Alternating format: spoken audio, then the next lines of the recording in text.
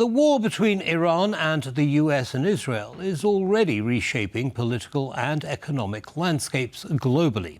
Europe faces risks ranging from energy shocks to migration pressure and disruptions to aid for Ukraine. What happens next? Well, to lay it out for us, we're joined by Tomasz Włostowski. He's managing partner at EU Strategies. Tomasz, welcome back to TP World. Thanks for taking the time. Good to see you. Thanks for having me. So, Strait of Hormuz, I mean, it's always been a bit of a bottleneck, hasn't it? I mean, 20% of the world's oil goes through it. And we've always known that there is a risk that Iran could close it.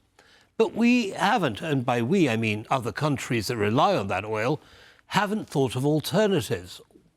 Why not, do you think? Well, a couple of reasons. I think the main one was that the risk of Iran blocking the Hormuz Strait has always been underplayed. And it was basically, even though the risk theoretically existed, I think the main powers considered that in practice, Iran is not going to do that. So now, of course, and by the way, we did have energy analysts predicting that this is possible, but again, the markets, for some reason, underplayed it and did not appreciate it significantly enough. You know, it's not like there are no alternatives. I mean, there is a pipeline in Saudi Arabia going across the peninsula. The United Arab Emirates also have an export terminal on the other side of the Hormuz Strait, but the capacity there is not sufficient. You know, in the long term, of course, I think whenever this conflict ends, obviously, there was going to be more export terminals on the other side in the Red Sea. However, it's also true if you look at Iran's ability to strike very far away, that infrastructure is also at risk. So in terms of alternatives, yes, we have some alternatives in the Red Sea.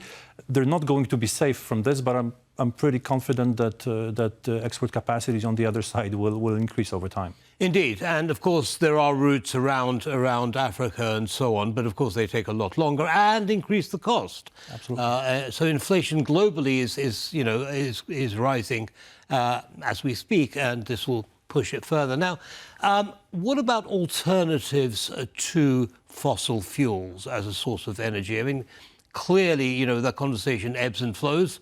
Where are we now? Do you think it's going to be triggered further as a result of this? Absolutely. I mean, this is one of the interesting things about this conflict is that it erupted at like the exactly perfect moment in Europe for the green narrative to come back in the perfect time, because where were we? In the old in the previous commission, we had the Green Deal. In the middle of the commission thinking about the Green Deal and proposing it, Russia attacked Ukraine, and that, of course, the Commission did not know how to approach it. But very quickly they converted the Green Deal into an energy sovereignty topic, exactly for this reason. We don't need Russian gas. We don't need Russian oil. We have the renewables. We should be phasing out fossil fuels anyway. The cost of that transition turned out to be humongous. EU industry is not performing very well. The energy benefits that were supposed to bring, that the renewables were supposed to bring, did not materialize for many reasons. So in the new commission, the green narrative was in the defensive, and we talked about competitiveness, we talked about simplification, we talked about all these initiatives to maybe not really reverse our course, but to tone down a little bit the climate focus and focus on the industry. And right this year, we were supposed to be addressing the main carbon pricing instrument in the EU, the emission trading system, that's up for review in the second half of the year. And we saw the build-up to immense pressure on the ETS system. We had the German Chancellor talking about carbon pricing. We had the Italians talking about maybe we should suspend ETS.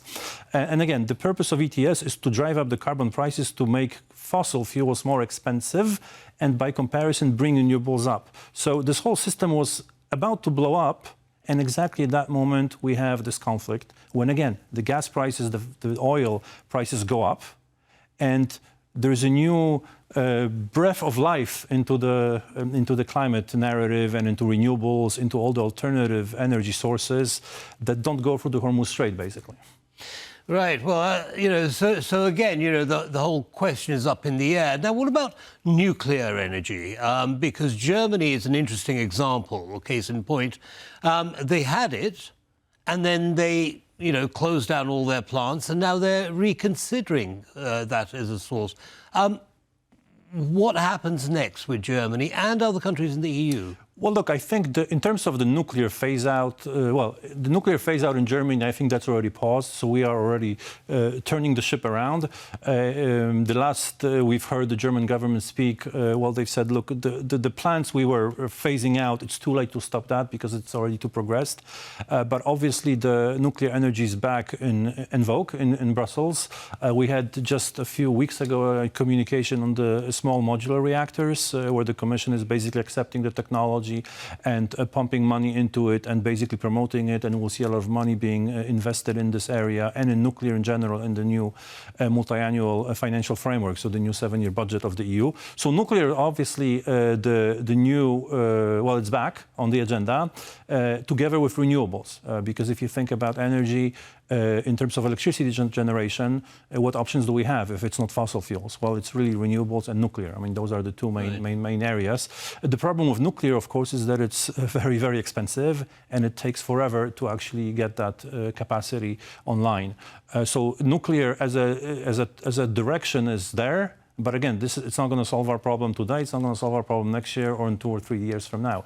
We're talking decades in reality. Right. I mean, how is, as a whole, how is the European Union doing in terms of alternative sources of energy compared to, for example, the Far East? I'm thinking about Japan, maybe Australia, Canada, and so on. How are we doing? Well, look, Europe is very far, it's very well advanced. I think last year we were somewhere around 47-48% of renewables in the energy mix. So we're increasing that. But the problem is when we talk about the numbers in EU in general, they sound quite positive. The problem is that the EU is not sort of a uniform market, actually. Renewables depend either on sun or on the wind. And not all countries in the EU are similarly exposed. Mm-hmm. The interconnections between the EU countries are being built, but they're not, they're not fully functioning. And countries that have a lot of cheap renewable energy actually don't want to get connected, because once they get connected, all the cheap energy gets sucked out and the prices start going up in their countries. Right. So the market doesn't work perfectly well. We also we haven't solved really the energy storage issue, so the batteries but essentially renewables are where we need to go. Well, it certainly sounds as though we've got some work to do. Tomasz, as always, thank you so much for joining us and laying things out for our audience. Thank you for having me. Pleasure. That brings us to the end of this news bulletin, but don't go away, lots more coming up. Goodbye.